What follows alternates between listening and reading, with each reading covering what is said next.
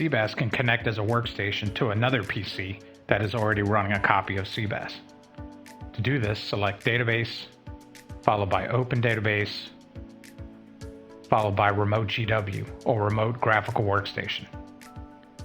In this screen, you will enter the IP address of that remote machine, followed by Load Names.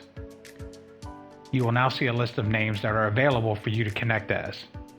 Select any available name, followed by Connect.